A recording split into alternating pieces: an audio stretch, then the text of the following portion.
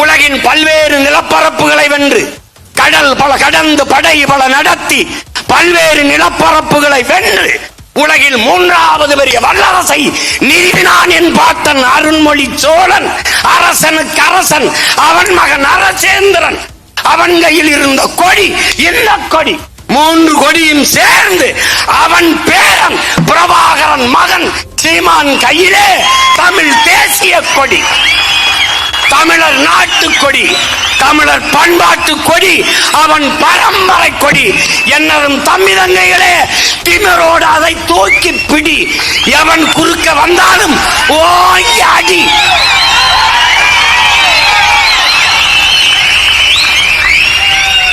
எவனுக்குடா என்ன அளவுக்கு வரலாறுக்கு பெருமை இருக்கு? எவன் மொழிகளா என்ன அளவுக்கு செழுமையும் இலக்கிய வளமையும் இருக்கு? யாரடா வருவா? கம்பங்க அவனெல்லாம் விடுறா. சின்ன பையன் என்னை மோதி ஜெயிடா பாப்போம். நான் தமிழ் படிச்சவன்ல, தமிழ் ஒரு பாடம். நான் படிச்சது பொருளாதாரம். வா வாதிடு, போடா போடாங்கிட்டு. இந்த நாட்டில் ஒரே ஒரு தலைவர் தான் இந்த நாட்டுக்கு, அது ஐயா கருணாநிதி மட்டும்தான். இன்னொன்னு ஐயா ஈவே ராமசாமி அவர்கள். இந்த 2 பேரும் எனக்கு மாட்டிக்கிட்டு பட போற பாட நீ பாக்கதானே போற. இப்பே வச்சு நல்லா அழகு பார்த்துக்கிட்டு போயிட வேண்டியதுதான். என்ன தாலி அறுக்கிறதுக்கு முன்னாடி பொண்ணுக்கு கடைசியா பூ வச்சு பொட்டு வச்சு வலையெல்லாம் போட்டு அதெல்லாம் பண்ணுவான்.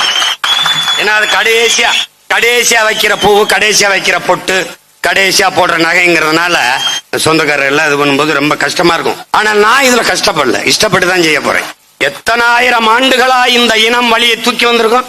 அந்த மொத்த வழியையும் என் தோல்ல விட்டு போயிருக்கான். மொத்த பேரும் மொத்த வழியும். என்ன சீமா நீ இவ்வளவு கோபம்னு கொஞ்சம் தான் வெளிக்காட்டியிருக்கேன். 5000 ஆண்டுகளாக வாங்கிய அடி, குறிப்பாக 500 ஆண்டுகளாக என் இனம் தூக்கி சுமந்து வந்த கணம். இப்ப எப்படி இருக்கணும்? நான் வரலாறுனா என்னன்னு தெரியாதவன்ட்ட போய் நம்ம மாட்டிக்க கூடாது. வரலாறுனா சகோதரர் அஜித் எடுத்த படத்தை பேர் சொல்லக்கூடாது. வரலாறு திரும்புகிறது அப்படின்னா நான் கூட வேற ஏதோ ஒரு பெரிய ரூலிஷன் சேஞ்ச், பெரிய புரட்சிகர மாற்றம் வரப்போகுதுன்னு ஒண்ணு இல்ல. செத்தவன் வீட்டுக்கு நம்ம போய் துக்கம் கேட்கறது இல்ல, செத்தவனே நம்ம வீட்டுல வந்து சாகுறதுன்னு வந்து கேட்கறது. இது வரலாறு மாறுதல். தலைவர்கள் நினைவிடமா அங்கு போய் மரியாதை செய்வது உண்மையிலே மரியாதை. என் மண்ணுக்காக, என் இனத்திற்காக, எனக்காக நின்றவன், எனக்காக போராடி செத்தவன், அவன் விழுந்த இடத்தில் போற்றுவதுதான் மரியாதை. அதுதான் நேர்மையான உண்மையான வணக்கம். அதை விட்டுட்டு ஒரே கட்டம் அது இருக்குது, எல்லாரும் படத்தையும் மாட்டி மாட்டி கும்பிடுறது, அது கட்டம் இல்ல, வெறும் நட்டம். இன்னொரு 50 ஆண்டுகளுக்கு முன்னாடி பிறந்தா அவங்க தாத்தா காலங்களில் செத்துருக்கணும். இல்லைன்னா எல்லாரும் நாசமான பிறகு பிறந்து நம்மளும் கூட்டமா போயிருக்கணும். ஆனா நாயா பிறந்தா கூட நாடு வீட்டுல சுதந்திரமா நக்கி திண்டு செத்துருக்கலாம். இந்த தமிழனா பிறந்தது ஒண்ணு இருக்கு பாரு. சை, அவ்வளவு பெரிய புரட்சியாளர் எங்க அண்ணன் பழனி பாபா சொல்றான் பாரு, நாயிடா தமிழன், நாய் அப்படிங்கிற. நாம புலி சிங்கம் எல்லாம் போயிட்டு, அவர் ஒருத்தர் தான் சொன்னார், உண்மையை சொன்னார். என்ன நாய் தமிழன்? ஏன் நாயவன்? நாய்க்கு தட்டிலே சோர்வை, கோழி கொத்தும், காக்கை கொத்தும், அணில் திங்கும், பேசாமல் இருக்கும்டா அந்த நாய். ஆனால் பக்கத்து தெருவில் இருக்கிற இன்னும் ஒரு நாய், சக நாய் வந்து தட்டிலே வாய் வைக்க வந்தால் கடித்து குதறும்டா. இதான்டா தமிழங்கிறோம். தெலுங்கு வந்தா ஆட்சி கொடுத்துரு, மலையாளி வந்தா கொடுத்துரு, கன்னடம் வந்தா கொடுத்துரு, பீகாரி வந்தா கொடுத்துரு, தமிழ வந்தா ஐயா குறுக்க வந்து படுத்துரு. அன்னை வந்து மாரியாத்தா கையில கூட 2 வகையில தான்டா வேப்பில இருக்கும். நான் விரலுக்கு ஒரு வேப்பிலை வச்சு அடிச்சு எழுப்புறேன். அப்பவும் எனக்கு இந்த இவங்களெல்லாம் பார்க்கும்போது என்ன வரும்னா பரிதாபம் வரும். உங்களோட போயிருக்க வேண்டியது ஐயா, எனக்கு ஏன் இதெல்லாம் ஏற்றி விட்டு போனீங்க? அவன் படிச்சா அவன் பாட்டுக்கு விசிப்பு விடுறான். பாத்தியில இப்படி சொல்றான், நறுக்குவோம் பகையின் வேர் சிறுத்தை பெருங்கூட்டம் அப்படியே நிமிந்துக்கிறது. நாம் தமிழர் என்று முரசறைவாய் குறுக்கில் முளைத்திட்ட இந்த அயலார் ஆட்சி குண்டோட போயிட்டு கொட்டடா முரசம்ங்கிறான். அப்ப என்ன பண்ணிருது? டபக்குன்னு அப்படியே முறுக்கரிக்குது. போலாம் வா வாடா. ஒரு சட்டமன்ற உறுப்பினருக்கு போய் அவன்கிட்ட படாத பாடுபட்டு கஞ்ச வேண்டியிருக்கு. நாக்கே தேயிற அளவுக்கு புகழ வேண்டியது இருக்கு. ஐயா உங்களை மாதிரி குனிய முடியாதியா, உங்களை மாதிரி நடக்க முடியாதியா, ஐயா நீங்க இப்படி திரும்பினீங்க பாருங்க, அப்படி இருந்ததுங்க. எதையோ பேசி பாக்குறான். கால கொடுமை. மானத்துக்காக உயிரை விட்ட ஒரு இனம் மானங்கட்ட இன கூட்டமாக மாற்றப்பட்டிருக்கு. அந்தந்த குடிகளின் எண்ணிக்கைக்கு ஏற்ப அவர்களுக்கு உரிய பகிர்வை, உரிய உரிமையை பங்கிட்டு கொடுப்பதுதான் உண்மையான சமூக நீதி. இந்த திராவிட திருட்டு முன்னேற்ற கழகம் இதுவரை செய்யாது. ஏன்னா அவன் குடியின் எண்ணிக்கை தெரிஞ்சிடும். மொத்தமா 500 வீடு இல்ல, நம்ம எப்படி 50 ஆண்டு ஆண்டோம்னா அவனுக்கு சந்தை வந்துடும். இந்த பயிலும் முடிச்சுக்கிடுவான். 2 வீரனை போட்டு இறங்கிடுவான்.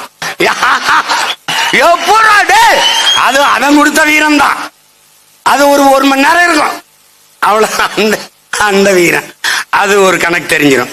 எங்க ஐயா எடப்பாடி எடுக்கல, எடுத்தா மத்த சாதிக்காரன் ஓட்டு தமிழ் இல்லாதவங்க ஓட்டு போயிருமோ அப்படின்னு. நாங்க அதை பத்தி கவலையப்படுறது ஏன்? ஓட்டுக்காக வந்தாதான் அதை பத்தி கவலை பண்ணோம். நாங்கள் எங்கள் நாட்டுக்கானவர்கள், போட்டா போடு, போடலைன்னா போ, எனக்கு அதை பத்தி கவலை கிடையாது. ஆனால் எங்கள் மரணம் உறுத்தாது. ஏன்? எங்கள் தலைவன் எங்களுக்கு கற்பித்தான், நமக்கென்று ஒரு வரலாறு இல்லை. ஏன்? வரலாற்றை படைப்பவனுக்கு வரலாற்றை எழுத நேரம் இருக்காது, எழுதல. என் இன வரலாற்றை எழுதியவன் எவனும் என்னவன் இல்லை. அவன் கற்பனை எழுதி வச்சுட்டு போயிட்டான். ஆனால் அவர் சொன்னது, நமக்கென்று வரலாறு கிடையாது என் தம்பி, ஆனால் ஒரு இனம் தன் விடுதலைக்கு போராடி செத்தது என்ற வரலாறாவது நமக்கு வரட்டும். அப்படி இதுவரை இல்லாத அரசியல் கிளர்ச்சியை இந்தியம், திராவிடம், இதுதான் அரசாட்சி செய்ய முடியும், இதுதான் அதிகாரத்துக்கு வர முடியும். திராவிடம் இல்லை என்றால் இங்க என்ன அரசியல்? பெரியார் இல்லை என்றால் என்ன அரசியல்? இந்தியா இல்லை என்றால் என்ன அரசியல்? அவியல் பொரியல கூட நான் தொடுவேன், இதை தொட மாட்டேன்னு தூக்கி தூர போட்டு அடிச்சு அடியில பெரியார் இல்லாத என்ன அரசியல்? அது உங்களுக்கு. பெரியாரால எங்களுக்கு ஒண்ணும் கிடையாது, ஒரு அரசியல் இல்லை. திராவிடம் அந்த பேரே சொல்லாம, அந்த வண்ணத்தை தொடாம, சிவப்பு மஞ்சள் வண்ணங்கள் சூரிய நெருப்பின் மிச்சங்கள் என்ற முழக்கத்தை முன்வைத்து அடர்ந்த இருள் சூழ்ந்த வட்டம், அதற்கு மேலே இருள் கிளைத்து எழும் இளங்காலை கதிரொளியாய் சூரிய கீற்றுகள் 26 கோடி என் தலைவன் பிறந்த தினத்தை குறித்து, 27 கோடி எங்கள் மாவீரர்களின் நினைவை குறித்து, இனத்தை மூடி இருக்கும் இருள் கிழித்து இளங்காலை கதிரொளியா எழுதமிழா எழு என்ற முழக்கத்தை முன்வைத்து, உன் லட்சியத்தை அடையும் வரை வெறி கொண்ட புலியாய் நீ பாய் உன் இனத்தின் விடுதலைக்காக என்று வாய வைத்தவன் என் தலைவன். அதை மாற்றி வடிவமைத்தவன் அவன் மகன் சீமான். அந்த வண்ணமும் இல்லாம எண்ணமும் இல்லாம களத்துல இந்த நிலத்தில் இருந்த எவரையும் தொடாமல், இந்த நிலம் டெரரிஸ்ட், பயங்கரவாதி, பிரிவினைவாதி, தீவிரவாதி என்று பழி சுமத்தி எவனை வைத்ததோ அவனையே எங்கள் தலைவன் என்று ஏற்று அந்த நிலத்தில் அவன் தூக்கிய கொடியை தாழ்த்தினானோ அந்த கொடியை இன்னொரு தாய் நிலத்தில் உயர்த்தி களத்திலே நிற்கிற மழவர் கூட்டமடா நாம் தமிழர் கட்சி பிள்ளைகளின் கூட்டம். அரங்கிலே 50-100 பேரோட உட்கார்ந்து பேசிக் கொண்டிருந்த தேசிய அரசியலை 5000, 10,000, 20,000, 30,000 என்று கூடுகிற மக்களிடத்திலே முழங்கி நிற்கிறானடா பிரபாகரன் மகன். 36,50,000 வாக்கை தொட்டு 3வது பெரிய அரசியல் கட்சி திமுக அதிமுகவை ஊழலுத்து 10 ஆண்டுகளில் தேர்தல் களத்தில். வரலாற்றில் புரட்சிட. 1 ரூபா காசு இல்ல ஓட்டுக்கு. ஓட்டுக்கு காசு கொடுக்காம வாங்க முடியாது. இல்லை, முடியும். முடியாது என்று உலகம் எதை சொல்லுகிறதோ அதை நீ செய்து முடிப்பதுதான் உலகத்தில் சாதனை, புரட்சி. அதுதான்டா வரலாறு. அதனால்தான் நான் சொல்லுகிறது, எளிதானதை செய்யாதீர்கள், சரியானதை செய்யுங்கள். ஏனென்றால் சரியானது வென்றே தீரும். பெரியாரை ஏன் எதிர்க்கிறார் என்று சொல்றார். இந்த தமிழ்நாடு மாநில பிரிப்பு, மாநிலம் தனி மாநிலம் கேட்கும் போது இந்த மாநில போராட்டத்துக்கு என்ன சொல்லியிருக்காரு தெரியுமா? இந்த தனி மாநிலம் கேட்கிறது தமிழ் அரசு, தமிழ்நாட்டு அரசு, தமிழ்நாடு அரசு, இந்த மாதிரி இந்த தமிழ் மாகாணம் இதெல்லாம் கேட்கிறது நம்முடைய சக்தியை சீர்குலைப்பது, பலகீனப்படுத்துவதற்கு சமமாயிரும். சீர்குலைச்சிரும், அதை சிதைச்சிரும், குறைச்சிரும், பலத்த சக்தியை குறைச்சிரும். யாருடைய சக்தியை குறைக்கும்? தமிழ்நாடு தனி மாநிலம் ஆவதை அவர் ஆதரிக்கல. எப்படி இருக்கு? ஆனால் இவன் அவரை தமிழருக்கு தலைவர் சொன்னான் பாருங்க. தமிழ் திரு நாடு தன்னை பெற்ற தாய் என்று கும்பிடடி பாப்பா, அமிழ்தில் இனியதடி பாப்பான்னு பாடினா ஒருத்தன். எப்படி பாடுறான் பாரு. யாம் அறிந்த மொழிகளிலே தமிழ் மொழி போல் இனிதானது எங்கும் காணோம்ங்கிறான். இதெல்லாம் சாதாரணம்டா. வான் அளந்த அனைத்தும் அளந்த வண்ணமிழ் வாழியங்கிறான். வானம் எவ்வளவு அளந்திருக்கும், அது அவ்வளவையும் அளந்ததுடா என் வண்டமில், அது வாழியடாங்கிறான். வானம் அறிந்த அனைத்தும் அறிந்த வன்மொழி வாழியங்கிறான். வானத்தையும் விட அதற்கு இணையானதடா என் தாய்மொழி தமிழ்ங்கிறான். அவன் இவனுக்கு பாப்பா, இவர் எனக்கு தந்தை. கொஞ்ச நாள் சொல்லிக்கிட்டு திரி. எனக்கு எத்தனை தந்தை, எத்தனை பெரியாரியன் இனத்தில் எத்தனை பெரிய எப்படிப்பட்ட ஆளுங்க. மதுரையில ஒருத்தம்பா, ஒரு தம்பி, ஒரு மாமன்ற உறுப்பினர், நம்முடைய தாத்தா தெய்வ திருமகன் படத்துக்கு பக்கத்துல புரட்சியாளர் அம்பேத்கர் படத்தை போட்டு ஒரு பதாக, சின்ன பதாக வச்சுட்டாங்க. வச்சது யாரு? மக்களில் ஒருவன். ஆனால் அம்பேத்கர் படத்திற்கு பக்கத்தில் எங்கள் தாத்தா படம் இருக்கக்கூடாதா? இல்லை, எங்கள் தாத்தா தெய்வ திருமகன் படத்தின் பக்கத்தில் அறிவாசான் அம்பேத்கர் படம் இருக்கக்கூடாது. எது உனக்கு பிரச்சனை? இந்த திராவிட மாடல் 2.0 அது எளவு. அப்புறம் இந்த திராவிட மாடல் திருட்டு மாடல், இத்து போன பழைய அம்பாசிடர்கிட்ட கேட்கிறேன், இதுல எது உங்களுக்கு பிரச்சனை? உங்கள் காவல்துறை எதற்கு அதை எடுக்க சொல்லுது? எதனால? சமூக இணக்கம் உருவாகிவிடக் கூடாது, தமிழ் சமூக ஓர்மை உருவாகிவிடக் கூடாது. ஆனால் அதே அண்ணல் அம்பேத்கரை ஐயா ராமசாமிக்கு பக்கத்தில் ஏன் வைத்தீர்கள்? அண்ணல் அம்பேத்கரும் ஐயா ராமசாமியும் ஒன்றா? அவன் உலகத்திலே ஆகச் சிறந்த அறிவாளி, கல்வியாளன். இவர் அஞ்சாப்பு கூட படிக்கல. எப்படி ரெண்டு பேரையும் ஒரே இடத்துல வச்சா? 2000 ஆண்டுகளில் இப்படிப்பட்ட ஒரு சிந்தனையாளன் பிறந்ததே இல்லை என்று சொல்ற மார்க்ஸை எதுக்கு நடுவால வச்ச? அவன் மானுட குலத்திற்கு சிந்தித்தவன் மார்க்ஸ். உலகெங்கிலும் ஒடுக்கப்பட்ட மானுட சமூகத்தின் விடுதலைக்கு சிந்தித்தவன், எழுதியவன், பேசியவன் புரட்சியாளர் அம்பேத்கர். சிந்தித்தது, எழுதியது, பேசியது எல்லாம் தமிழ் பேரினத்திற்கு எதிராக, அதற்கு இழிவாக ஐயா ராமசாமி அவர்கள். ரெண்டு பேரையும் ஒண்ணா அப்படி வச்சீங்க. எப்படி வச்சீங்க? யார் என்னோட எந்த பெரியாரியவாதிகள், யார் எந்த அம்பேத்கர்? அம்பேத்கர் யாருன்னு பேசுவோம், இவர் யாருன்னு பேசுவோம். இழந்துவிட்ட உரிமைகளை பிச்சை கட்டு பெற முடியாது, போராடித்தான் பெற்றாக வேண்டும்ங்கிறான் அண்ணல் அம்பேத்கர். தந்தை செல்வா ஐயா ஈவேரா அவர்களிடத்தில் வந்து எங்களுக்கு எங்கள் போராட்டத்திற்கு நீங்க உதவுங்கள் என்று கேட்டதற்கு, நானே ஒரு அடிமை, இன்னொரு அடிமைக்கு எப்படி உதவுவது? எப்படி? இவர் புரட்சியாளர், போராளி.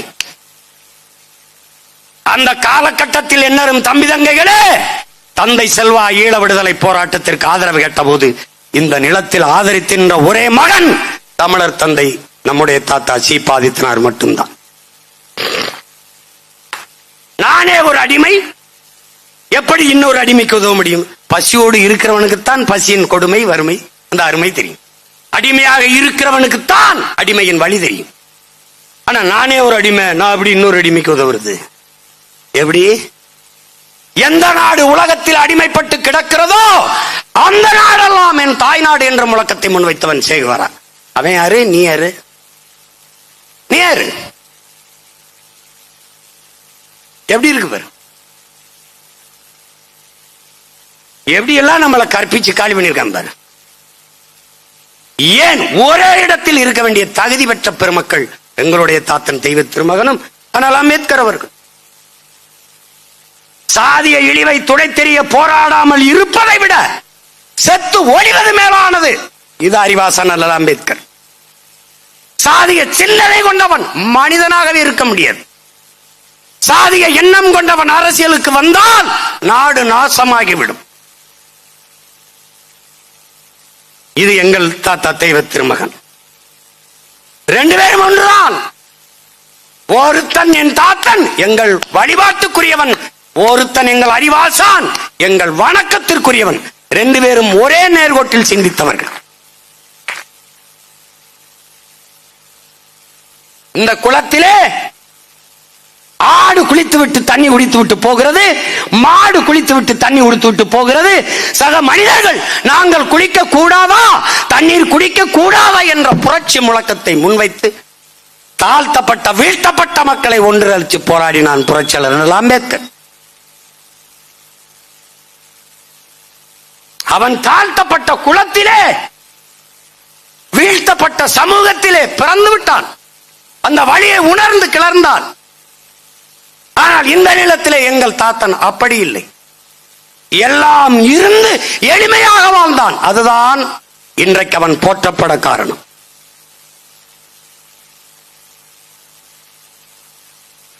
எல்லாவற்றையும் மக்களுக்காக இழந்தான்.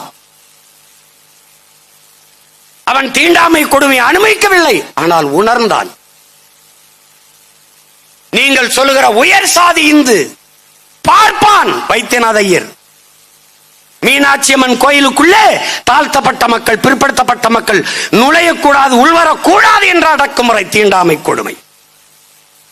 ஒரு பார்ப்பான், நான் உன்னை கோயிலுக்குள் அழைத்து செல்கிறேன் வா. அந்த நேரம் எதிர்ப்பு கிளம்பியது. ஒரே ஒரு குரல் என் அன்பு சொந்தங்களே, என் அருமை தம்பி தங்கைகளை, தமிழகத்தில் ஒரே ஒரு குரல்,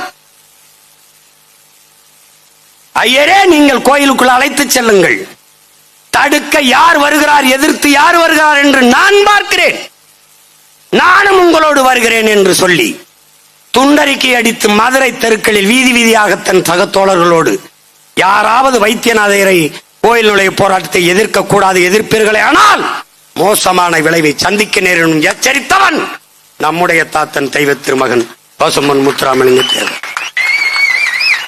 அந்த நிலத்திலே ஆனால் அம்பேத்கர், இந்த நிலத்திலே நம்முடைய தாத்தன், 2 பேரும் சமதளத்தில் ஒரே நோக்கத்தில். அவன் தீண்டாமை கொடுமையை அனுபவித்துக் கொண்டிருந்தான்.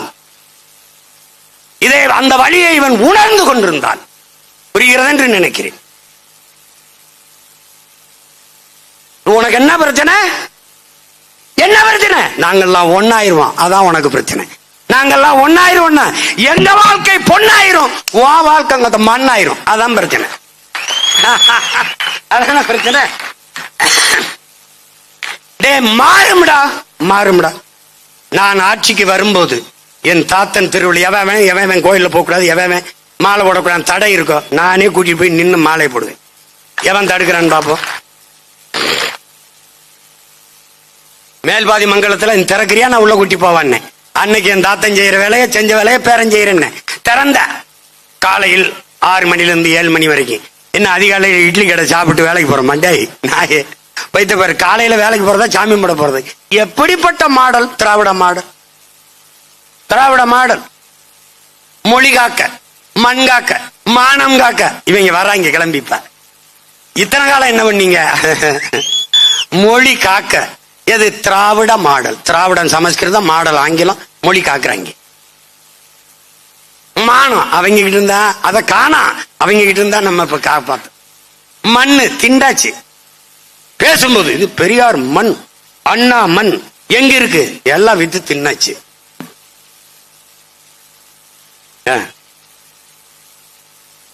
எப்படி இருக்கு? முடிச்சிட்டான். இப்ப என்ன?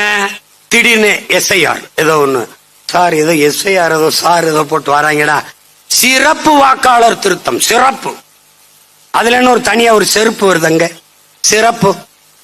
அது கேட்டா ஒருத்தர் 2 ஓட்டு போட்டான், 2 இடத்துல வாக்குரிமை இருக்கான். இவ்வளவு காலம் புடுங்காம எங்க போய் புடுங்கிட்டு இருந்தா? இவ்வளவு காலம் பார்க்காம இவ்வளவு காலம் போட்டுக்காங்கடா 2 இடத்துல. என்ன பண்ணிக்கிட்டு இருந்தா? தெரிஞ்சுதான் இருந்த.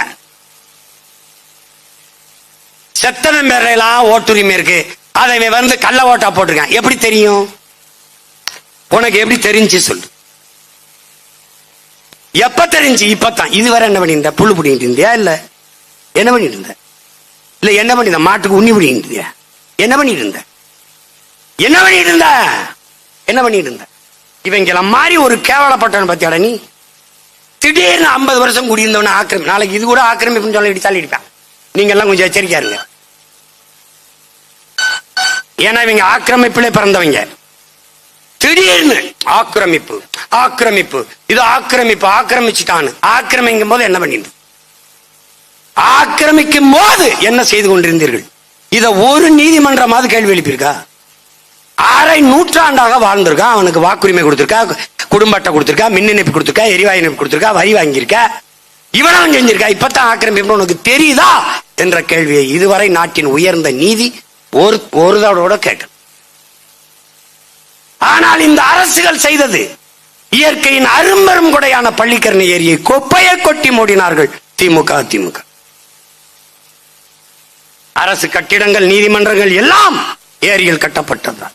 இன்னைக்கு அறந்தாங்கில, அம்மாப்பேட்டையில இஸ்லாமிய மக்கள் 500-600 குடும்பங்கள் 50 ஆண்டுகளுக்கு மேல வாழ்ந்த மக்களை பள்ளிவாசலிருந்து வீட்டிலிருந்து இடிச்சு தரமட்டமாக்குது இஸ்லாமிய மக்களின் பாதுகாப்பான அரசு திமுக. இங்கல மாறி அயோக்கிய பேருங்க. ஐயா எடப்பாடி சொல்றாரு சுயமரியாதைங்கிறார். சுயமரியாதை என்ற சொல்லை உச்சரிக்க திமுகவில் அதிமுகவில் இருக்கிற ஒரு தலைவர்களுக்கு, ஒரு உறுப்பினருக்கு தகுதி இருக்க. தன் மதிப்பு, தன்மானம், தன் மரியாதை இருக்கா? தன்மானத்திற்காக உயிரை விட்ட இனத்தின் மக்களில் பிறந்தவர்கள் நீங்கள். தம்பி உதயநிதி ஸ்டாலின் காலில் அவங்க அப்பா வயதை ஒத்தவர் விழுகிறார். இதான்டா சுயமரியாதை? இதுதான் சுயமரியாதை. திராவிடம் என்றால் என்ன? ஆரியத்திற்கு எதிரான கோட்பாடு. ஆனால் 30 ஆண்டுகளாக இந்த நிலத்தில் திராவிட தலைமையை ஆரியம் ஏற்றது அம்மையார் ஜெயலலிதா.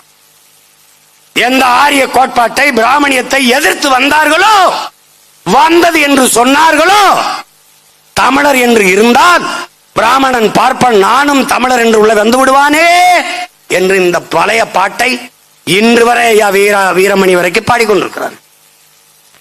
ஆனால் திராவிடம் என்று இருந்த போது ஆரிய பெண்மகள் அம்மையார் ஜெயலலிதா எப்படி தலைமை ஏற்றார்? அப்ப திராவிடம் என்ன ஆனது? என்ன ஆனது? எங்கே இருக்கிறது திராவிடம்? எங்கே இருக்கிறது? அதிமுகவில் இருக்கிற ஒரு தலைவர் மக்கள், என்னை மன்னிக்கணும், என்னுடைய அன்பு பெரிய உறவினர்கள், ஒருவராவது அந்த அம்மாவுக்கு முன்னாடி நிமிர்ந்து நின்று பேசினேன் நான் என்று யாராவது சொல்ல முடியுமா? குனிந்து நின்று பேச முடியாது என்ற ஒற்றை காரணத்திற்காக மானத்தோடு வெளியேறியவன் என் மாமன் திருநாவுக்கரசு என்ற பெருமகன். மற்ற எல்லாரும் ஏன்னா எங்க மாமா காளிமுத்து இப்படி குனிஞ்சு பேசியிருக்க மாட்டாங்க. ஏன்னா ஒரு பெருந்தலைவர், பேரறிஞர். மத்த எல்லாரும் இங்க வருங்க. அந்த அம்மாவை விழுந்து கும்பிட்டா கூட சரி பரவாயில்ல, ஒரு தாய் குழுந்து கும்பிடுறாங்கன்னு ஒரு பெண்ணை வணங்குறாங்க. காரு டயரை விழுந்து கும்பிட்டது என்ன சுயமரியாதை? என்ன சுயமரியாதை? கார் அங்க வரும்போது இப்படி நின்னது என்ன சுயமரியாதை? என்ன சுயமரியாதை? நம்ம ஐயா மாண்புமிகு ஐயா எதிர்கட்சி தலைவரை கேட்போம். நீங்க அம்மையார் சசிகலாவுல காலில் விழுந்து அப்படி தவந்து போய் அந்த முதலமைச்சர் பதவி அறிவிக்கும் போது கும்பிட்டியல, அதுதான் சுயமரியாதையா? நீங்க பேசுறதுக்கு இந்த செயலுக்கு எவ்வளவு எப்படி இருக்கு பத்தியல? இதுதான் தமிழனின் தன்மான தலை நிமிர்வா? இதுதான் தமிழனின் மானமிக்க வாழ்க்கையா? மானமிக்கதா? இதுதான் சுயமரியாதையா? இந்த சுயமரியாதையை காப்பாற்றத்தான் சுயமரியாதை இயக்கம் கண்டு திராவிட சுயமரியாதை இதுதானா? இதான சுயமரியாதை?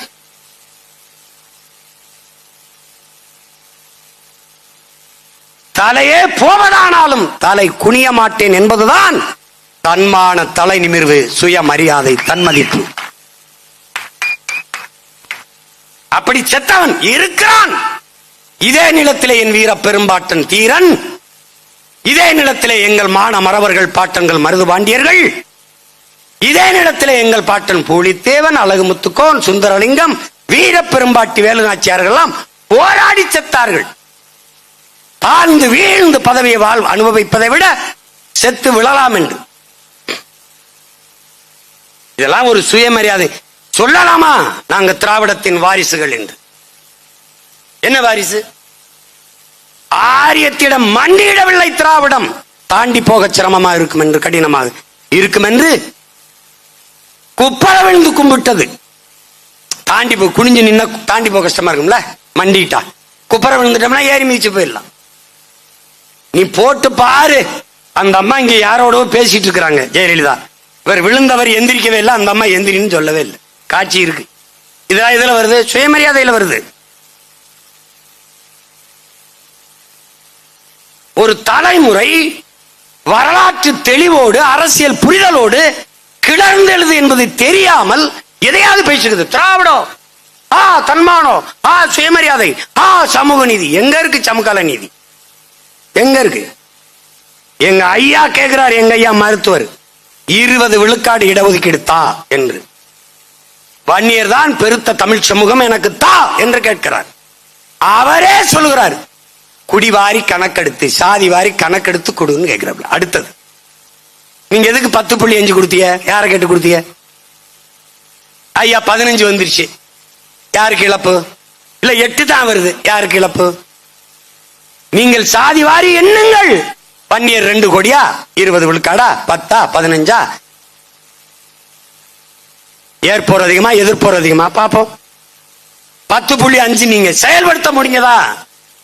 சட்ட வடிவத்தை பெற்றதா? 10.5 கொடுத்துட்டீங்களா படையாட்சிக்கு? வெறும் வார்த்தை, அவ்வளவுதான். திராவிட கட்சிகள் செய்யாது. யார் செய்வா? தமிழ் தேசிய அரசியல் எழுச்சி கொண்டு வருகிற பிரபாகரன் பிள்ளைகள் செய்வார்கள். திமுக செய்யாது. என்ன சொல்லும்? என்ன சொல்லும்? இந்த அது மத்திய அரசு எடுக்கணும். அப்ப கர்நாடகால 10 நாள் பள்ளிக்கூடத்துக்கு விடுமுறை விட்டு சீதாராமன் எடுக்கிறாரு, அது என்ன அரசு? நீங்க கூட்டி வந்தீங்க கல்வி மாநாட்டுக்கு ஒருத்தரை, அந்த தெலுங்கானா முதல்வர் அவர் எடுத்தாரு, அவர் எந்த அரசு? பீகார் முதலமைச்சர் நிதிஷ்குமார் எடுத்தார், அவர் எந்த அரசு? ஏன்னா நீங்கள் எடுக்க மாட்டீர்கள். எடுத்தால் இங்கே பெரும் பதவிகளை அனுபவித்துக் கொண்டிருக்க குடிகளின் எண்ணிக்கை எவ்வளவு என்று தெரிந்துவிடும். தமிழ் மக்களை எத்தனை ஆண்டுகள் ஏமாற்றி இருந்தோம் என்பது தெரிந்துவிடும்.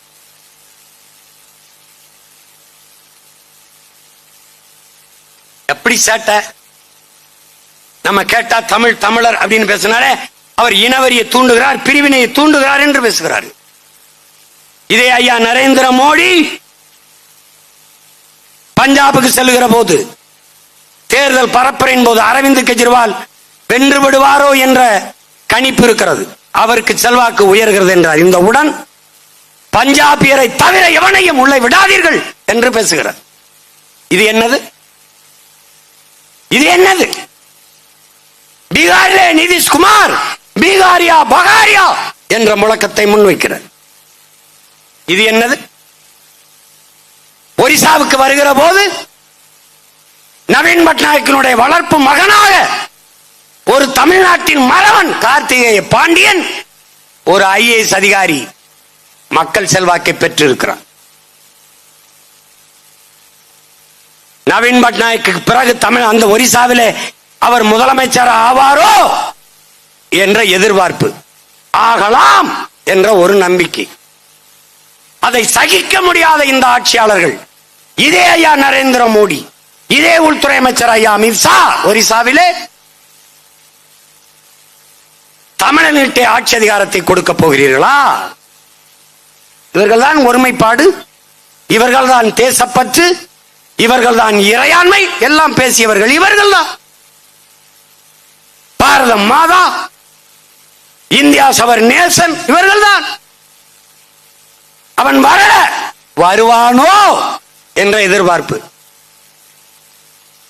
உடனே பூரி ஜெகநாதர் கோயில் உண்டியல் சாவி தமிழ்நாட்டில் இருக்கிறது. என்ன சொல்றான்? தமிழன் திருட்டு பய பட்டம் கட்டுகிறார்கள். தமிழர்கள் திருடர்கள். இந்த பரப்புரை செய்து தோற்கடித்தார்கள் பட்நாயக்கை, தோற்கடித்தார்கள் கார்த்திகேய பாண்டியனை. பதவி விலகி அமைதியாக வெளியேறிவிட்டார். மான தமிழ் மக்கள் இது எதையும் நினைவில் கொள்ளாமல் திரும்ப திரும்ப இந்த கட்சிகளுக்கு வாக்கு செலுத்துகிறீர்கள்.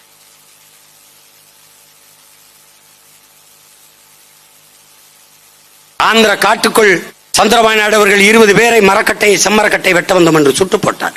இவர்தானே பிரதமர்? ஒரு வாழ்த்து செய்தி, ஒரு சுட்டு செய்தி போட்டாரா? தூத்துக்குடி துப்பாக்கி சூடு 15 பேர் மரணம், ஒரு சின்ன செய்தி, ஒரு வருத்தம் செய்தார்களா? இப்போது பீகார் தேர்தலில் போய் தமிழ்நாட்டில் திமுக இருக்கிறதா இங்கே வாழ்றானா? தமிழ்நாட்டில் பீகாரியர்கள் துன்புறுத்தப்படுகிறார்கள் என்று பேசு. நீங்கள் உண்மையிலே சரியான வீர மகனாக இருந்தால், உண்மையிலே பெருந்தலைவராக இருந்தால், இந்த நிலத்தில் இருந்து தமிழ்நாட்டில் நின்று தமிழ்நாட்டில் பீகாரிகள் துன்புறுத்தப்படுகிறார்கள் என்று நீங்கள் பேச முடியுமா? அந்த நேர்மை, அந்த துணிவு உங்களுக்கு உண்டா? இருக்கா? பஞ்சாப் தேர்தலில் அங்க பேசுவது, ஒரிசா தேர்தலுக்கு அங்க பேசுவது, பீகார்ல போய் தமிழரை இழிவுபடுத்தது. தமிழன் மாண்பு என்ன? தமிழன் மாண்பு என்ன? பயிருக்கும் உயிருக்கென்று வாடியது, காக்கை குருவி எங்கள் சாதி என்று நேசித்தது. எவ்வளவு பெரிய இழிவு! இங்கே துன்புறுத்துகிறார் என்று பேசுகிறார் மகாத்மா ஐயா நரேந்திர மோடி. மகாத்மா ஒரு சிறு உயிருக்கும் தீங்கு நினைக்காதவர். தன்னுடைய ஆட்சியிலே இதே ஐயா அமித்ஷா அவர்கள் அவர் உள்ளாட்சியிலே இருக்கும்போது குஜராத்தை ஆளும் எத்தனாயிரக்கணக்கான இஸ்லாமிய மக்களை கலவரத்தில் கொன்று குவித்தார்கள். மறந்து கடந்து போக போகிறீர்களா? இவர்கள் பீகாரியரை துன்புறுத்துகிறோம் என்கிறார்கள். அவன்தான் காவல்துறை வரைக்கும் விரட்டி அடிக்கிறார். பள்ளிக்கூடத்துக்கு போற எங்க பிள்ளைகளை காட்டுக்குள் தூக்கி கொண்டு போறான். மாட்டு வாளை, பசுமாட்டு வாளை வெட்டி விட்டு புணர்ந்து கொள்ளுகிறார். அதிகப்படியாக போதைகளை கொண்டாந்து இறக்கி போதை மாநிலமாக மாற்றுகிறார். எவ்வளவு பெரிய கொடுமை நடந்துருச்சு பாரு. பேசுறார் அவரு, பீகாரியனை துன்புறுத்துவது தமிழ்நாட்டு மக்கள், தமிழ்நாட்டு திமுக ஆட்சின்னு பேசுறாரு. இந்த திமுக தானே இங்க எல்லாம் இருக்கு. எப்படி இருக்கு? அப்ப வாக்குக்காக எதையும் செய்வார்கள் இவர்கள். பீகாரியன் வாக்குக்காக தமிழ்நாட்டில் உங்களை துன்புறுத்துறாங்க. இங்க வந்து நீங்க அதே வச்சு பேசணும். இப்ப 21 தேர்தல், 26 தேர்தலுக்கு வருவீங்கல்ல, வந்து பேசணும். துன்புறுத்துவதை பற்றி நீங்கள் பேசலாமா?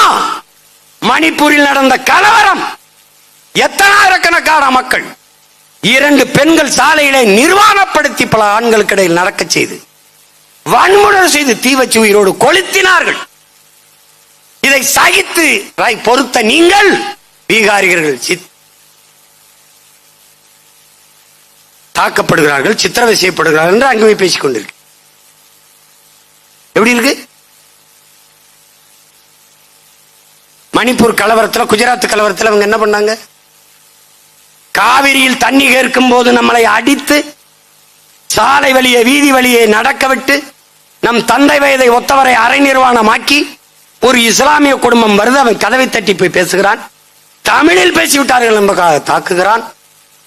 எவ்வளவு கொடுமை நடந்தது! கால்நடையாகவே நடந்து வந்தோம். எத்தனை பேருந்துகளை தீ வைத்து கொளுத்தினார்கள். நம்ம தம்பி கடல் தீபன் இறந்து விட்டான், அவன் கர்நாடகாவுக்கு போற ஒரு பேருந்தை 1/2 மணி நேரம் மறித்தான் என்பதற்கு குண்டர் சட்டம் போட்டது இந்த ஆட்சியாளர்கள். அவன் ஒண்ணுமே செய்யல, காவல்துறையின் உதவியோடு கலவரம் செய்தார். அந்த கலவரத்தை கண்டித்து நாட்டின் பிரதமர் என்கிற முறையில் ஐயா மோடி பேசியது உண்டா? தமிழர்கள் தாக்கப்படுகிறார்கள் கர்நாடகத்தில் என்று ஒரு வார்த்தை பதிவு செய்தது உண்டா? ஏன் இல்லை? அந்த நேரத்தில் தமிழ்நாட்டில் தேர்தல் இல்லை. இருந்திருந்தால் பேசுவார்கள். இவர்கள் எவ்வளவு பெரிய அயோக்கியர்கள், திருடர்கள் என்பதை பார். இதே திமுக, இதே காங்கிரஸ் கர்நாடகாவில் வெற்றிக்கு ஐயா ஸ்டாலின் அவர்கள், என் அண்ணன் திருமாவளவன் அவர்கள் போய் காங்கிரஸ் கட்சியின் வெற்றிக்கு வாக்கு சேகரிக்கிறார்கள் தமிழ் மக்களிடத்தில். அவன் வென்றால் ஒரு சொட்டு தண்ணீர் தர முடியாது என்று சொல்லுவான், தெரிந்தும் செய்கிறான். வென்று வந்தான், தமிழனுக்கு தண்ணி இல்லை என்று சொல்றான். எப்படி இருக்கு? அவன் அந்த நிலத்தின் உரிமைக்கு நிற்கிறான்.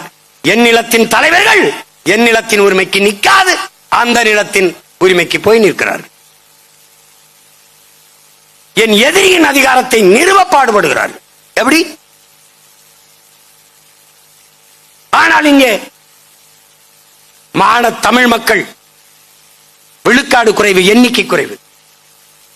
பிறை போதையில், சாதி போதையில், மத போதையில், சாராய போதையில் மயங்கி மயங்கி எதையும் கவனிக்கல. இப்ப என்ன ஆகுது? இந்த சிறப்பு வாக்காளர் என்ன நடக்கும்? அங்க 6 லட்சம் பேர் 6.5 லட்சம் பேர் இங்க வந்திருக்கான், இங்க பீகார்ல இருந்து. இந்த 6 லட்சம் பேரையும் சேர்ப்பான். 6 லட்சம் தானே நினைக்கிறா. 3 தொகுதி, 3 சட்டமன்ற தொகுதி. அப்படிதான் போயிருச்சு. இங்க தெலுங்கருக்கு சீட்டு கொடுக்கலாம், ஜெயிக்க முடியாது. இவர்களுக்கு அதை பத்தி கவலை என்ன? இந்திக்கார வந்தா என்ன? சும்மா கண் துடைப்புக்கு நாளைக்கு அனைத்து கட்சி கூட்டம். என்ன நடக்க போகுது? என்ன பேச போறாங்க? என்ன பேச போறாங்க? நாம் நீண்ட காலமாக கோரிக்கை வைக்கிறோம். ஒரு உள்நுழைவு அனுமதி, இன்னர் லைன் பெர்மிட் வடகிழக்கு மாகாணங்கள் போல எடு. இவன் யாரு வர்றது? உன் பேர் என்ன? என்ன படிச்சிருக்க? உன் ஆதார் அட்டை எங்க? அதனோட கொடு. நகலை எடுத்து வச்சுக்க. அவன் பெற்றோர் எங்க? அவன் ஊர் எங்க? அவனுடைய முகவரி இது. அவனை கூட்டி வந்த முகவரி யார்? அவன் என்ன வேலைக்கு வந்திருக்கான்? எங்க தங்குவான்? எத்தனை நாள் தங்குவான்? இந்த பதிவு இந்த அரசிடத்திலே, காவல் நிலையத்திடத்திலே எங்கேயாவது இருக்கா? இல்ல. ஏடிஎம்ல பல லட்சம் ரூபாயை கொள்ளையடிச்சு ஓடிட்டான் ஹரியானாக்காரன், கண்டுபிடிக்க முடியல. எவன் என்ன குற்றம் செய்யறான் தெரியாது. எவன் எங்க தங்கி இருக்கான் தெரியாது. உண்மையிலேயே இந்த அரசு கிட்ட கணக்கு இருக்கா? எத்தனை கோடி பேர், எத்தனை லட்சம் பேர் வட இந்தியர் தமிழ்நாட்டுக்குள்ள இருக்கான்? இந்த ஜாபர்கான் பேட்டையில் ஆயிரக்கணக்கான இளைஞர்கள் ஒரே நேரத்தில் நடந்து பேரணி மாறி போனானே, அவனுக்கு பேரணிக்கான காரணம் என்ன? நோக்கம் என்ன? அவனுக்கு அனுமதி கொடுத்தது யார்? எதை வலியுறுத்தி பேரணி போனா?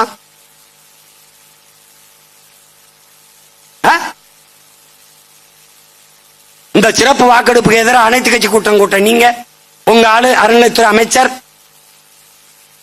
அந்த ஜாபர்கான் பேட்டை அந்த துறைமுகம் தொகுதியில் இருக்க இந்திக்காரன்ட்ட போய் தீபாவளிக்கு இனிப்பு கொடுத்து பண்டிகை மேகே தீபாவளி ஹே இந்த நமக்கு ஓட்டு கர்த்தாக மேகன்னு பேசிக்கிறீங்களே. உங்களை நம்பி நாங்க சவுகார்பேட்டையில் இந்தியில் பேசி வாக்கு கேட்டீர்களா இல்லையா? இந்தியில் சுவரொட்டி ஒட்டி வாக்கு கேட்டீர்களா இல்லையா? அப்புறம் எத்தனை காலத்திற்கு இந்த ஏமாற்று நாடகத்தை நடத்துவீர்கள்? உங்களால் தடுக்க முடியாதா? என்ன சிறப்பு வேண்டி கிடக்கு? செத்தவன் ஓட்டு இருக்கு, எத்தனை வருஷமா வச்சிருக்க எனக்கே தெரியும். பல பேர் வாக்கு இருக்கு, அதை நீ கள்ளத்தனமா பதிவு பண்ற. நேர்மையான வந்தா எடுத்து விட்டுட்டு விடணும்ல. இதுக்கு என்ன சிறப்பு ஒரு கண்காணிப்பு, சிறப்பு ஒரு வாக்குப்பதிவு? அதவை ஏன் பிஜேபி இதுல கவனம் செலுத்துது? அவன் எங்கெங்க அதிகாரத்தில் இல்லையோ, கேரளா, தமிழ்நாடு, மேற்கு வங்கம், இது 3ல அவன் தீவிரமா இதை செயல்படுத்த துடிப்பான். ஏன்னா அவன் வாக்காளர், அவனை கொண்டு அங்க குடியமர்த்தி வாக்குரிமை கொடுத்தால், இந்திய திணிச்சா நீ எதிர்த்த, இந்திக்காரனை திணிக்கிறேன் என்ன பண்ற? திமுக என்ன செய்யும்? எதிர்கட்சியா இருக்கும்போது இந்தி தெரியாது போடா, ஆட்சிக்கு வந்துட்டா இந்திக்காரனே வாடா, இந்தாடா பீடா போடுறா போடுறா ஓட்டைன்னு போயிடுவான். இந்தாட புடிடா நோட்டை, போடுறா ஓட்டை.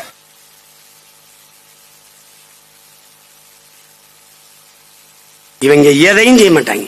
நீ எழுதி வச்சுக்க, என் தலைவர் மேல ஆணையா சொல்றேன், என் தமிழ் மேல ஆணையா சொல்றேன், இத்தனை என் முன்னோர்கள் மேல ஆணையா சொல்றேன், என்னை வெள்ள வச்சு அந்த இடத்துல உட்கார வச்சிரு, அவனே எல்லாத்தையும் காலி பண்ணிட்டு போறானா இல்லையான்னு மட்டும் பாரு.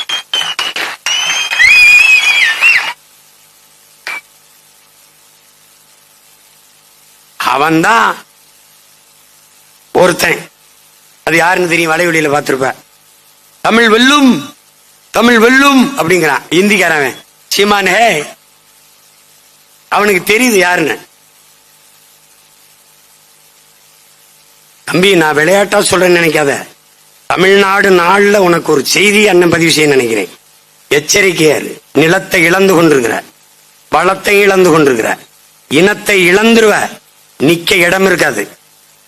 எச்சரிச்சுக்க, விழிப்புணர்வு பெற்று விழித்துக்கொள். வழியே கிடையாது. வெறும் வாக்காளராயிருந்து வாக்கிரிச்சு என்று செத்துறாத. உன் வாக்கு உன்னை வாழ வைக்கிற கருவியா இருக்கணும். 1500 விக்கிற அடமான வைக்கிற பொருளா மாத்திராத. தயவு செய்து எச்சரிச்சுக்க. இத்தனை பேர் உயிரிழம் செஞ்சிருக்கான். ஒவ்வொரு உரிமையும் போராடித்தான் பெற்றிருக்கு. தானா எதுவும் கிடைக்கல.